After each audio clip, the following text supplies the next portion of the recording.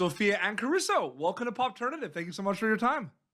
Thank you so much. Happy to be here. It's so exciting. I mean, now it's been a bit like, season two of One Piece is out worldwide, right? So it's been crazy. You've been able to kind of, soak everything in. The reception's been amazing because it's a really exciting Yeah. thing for a lot of the fans of One Piece, right? They're waiting to see the, live action, versions of their favorite characters, right? What has it been like seeing the reception so far now that you can kind of like, take it in for the last couple of weeks?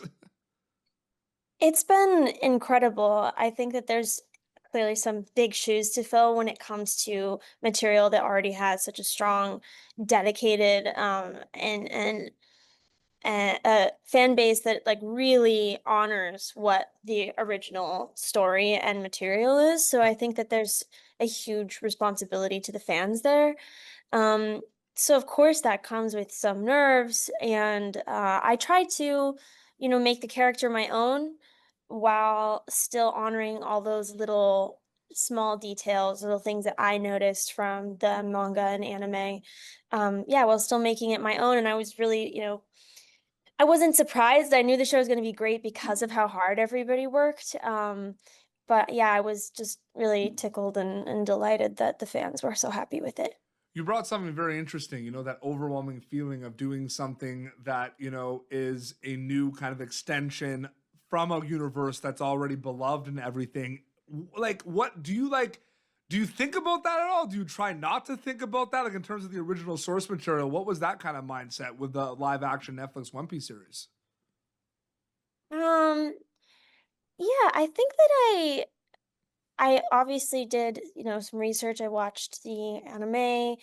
Um, I watched all the bits with my character and studied them as well as, reading through some of the manga. So I think I did my research on what I was doing while still kind of keeping perspective and distance from it so that I could do my version of it and then I wasn't doing something that was like put on or like um performing like the idea of this character. I still wanted it to kind of be true to my interpretation of it. Um and not sort of trying to, perfectly like recreate Yes. something that wasn't something that, came from me originally. Um, Yeah. yeah, I think I kept like a balanced distance while still, being very interested and curious about the source material. I feel like it's a ping pong match and a tug of war with something that's kind of adapted, or like, because it's like it's this is the live action One Piece, right? It's not the anime, it's not the manga, right? Yeah. So there's gonna be differences, right? There's gonna be like a lot of doing things justice and all that, but that's interesting always to think about, right? When you're doing something like that, because you're not doing, yeah. So do you have that mindset that things are gonna be different naturally based on that? Like, I'm sure you have to think about that too. Definitely. I mean, I knew that from the, second I read the script. I was Yeah. like, "Oh, this is a little different from what I, saw in the anime." Yeah. And that's totally fine. So I think I just that it's yeah, like you said, it is a live action, which is different from the anime, and the anime is different from the manga.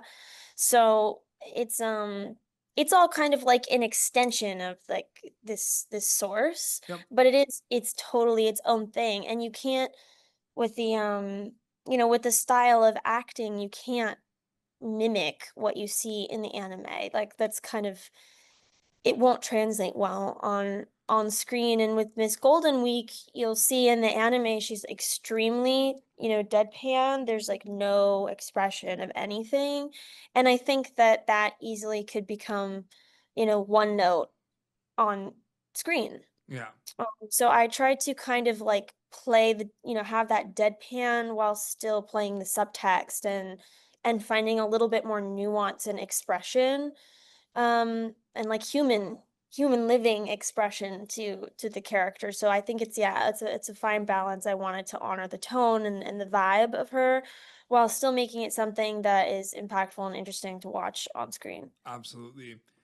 At some point, it becomes real where you're going to get there and go film this thing, right? Because you're doing all the preparing, you're having all the conversations, right? You're seeing what things are going to look like. You're talking to, the costume design team, and there's all the production, the showrunners, and everything. And then you get there. Can you take me through that script to screen journey, finally getting there and seeing everything come to life of One Piece? Yeah, it's different for each of us. We each Yeah. had a different kind of timeline in terms of production and knowing we were going to be in it. For me, this started with a tape that I had no idea what it was for. I didn't really think about it. Was I there a didn't have code name? Or was it Yeah, it was under code names. I had no idea what it was. Um, and my tape, it's funny, I recently watched it back all this time later, and without knowing it, I was doing exactly, what Miss Goldenweek is. And I had no idea. I was kind of like, oh, I'll just like do a take. I don't know what this project is. I'll just like throw down one take. I did one take of my audition and wow. I sent it and got the job. So, and I remember my manager at the time calling me, and you got One Piece. I was like, what?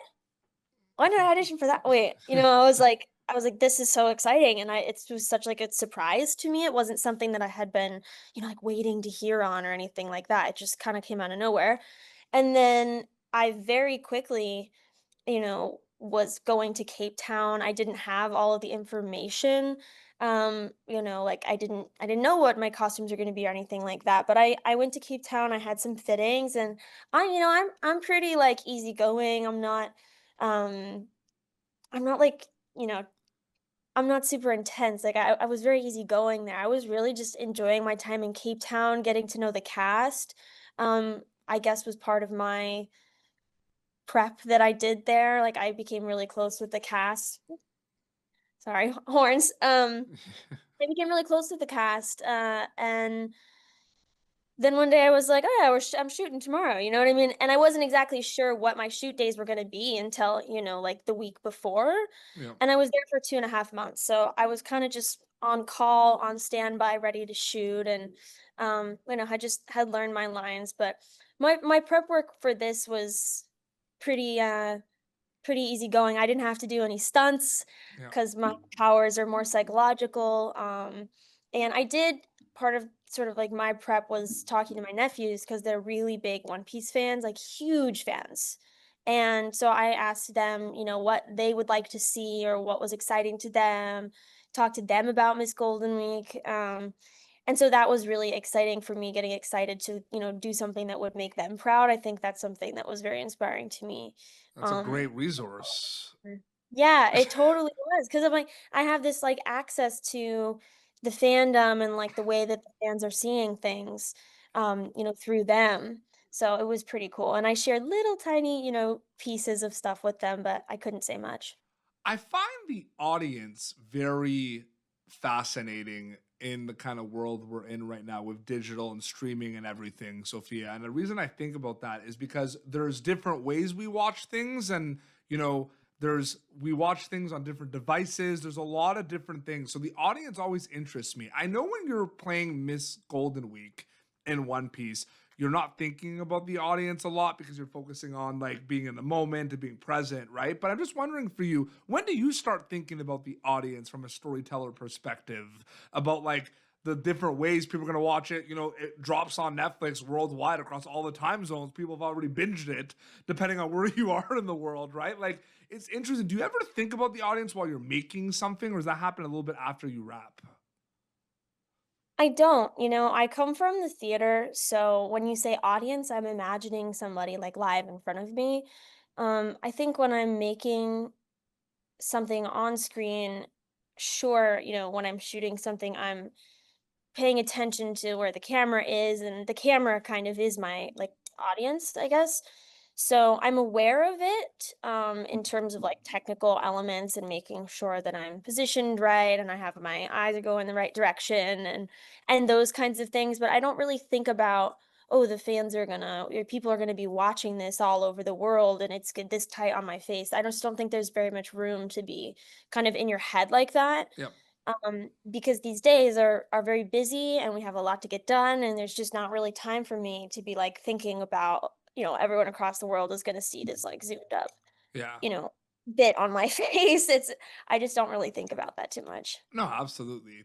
And my filmmaker hat asks you this question because these are the things I'm thinking of, right? So I'm curious to see what your answer to this is. We're gonna see some scenes, with you as Miss Goldenweek in One Piece, and the runtime might be like, a couple minutes, right? And then it goes on to the next scene, right?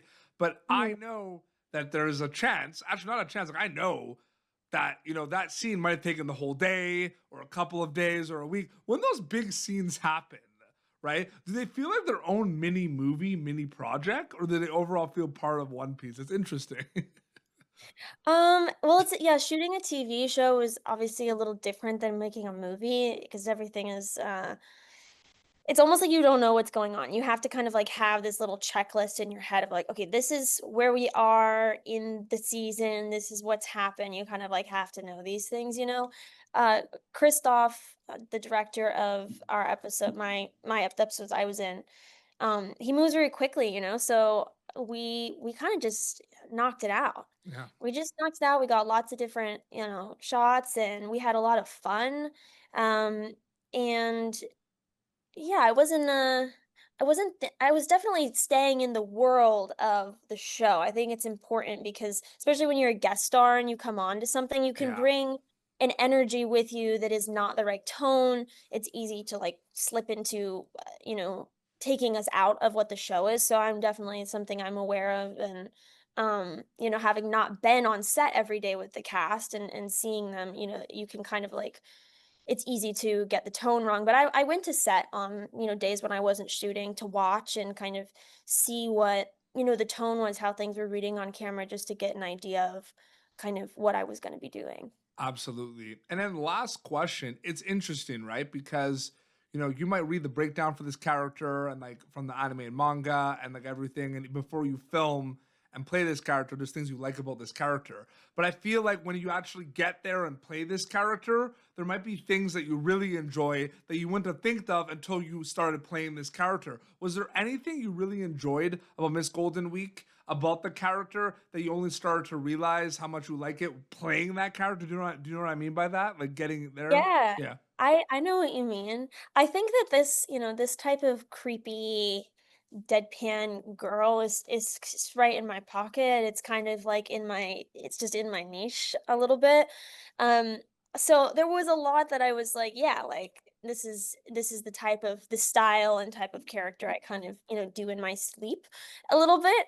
Um, but it was still came with its own unique like challenges and little things like um the the voice, like, her voice, was interesting, like I was saying earlier, the not wanting it to be this kind of, like, one note, having everything sound the same, and when you're doing this, like, creepy little girl thing, everything can start to sound the same and become this kind of sing-songy, so finding kind of, like, that vocal variation and those kinds of things, it's, like, actually a very specific, nuanced thing that when I got to set, maybe in the back of my head, I was like, "Oh, yeah, I've done characters like this before," but I get there and I sort of, like, lock in and I find these little, places and nuances, and, yeah, especially the scene with Luffy where he's going through all the emotions, for him to have to be doing that all day with me, it always comes with challenges that you find on set, and that's part of the fun, like, you think you have it, and then you get there and a whole new world opens up.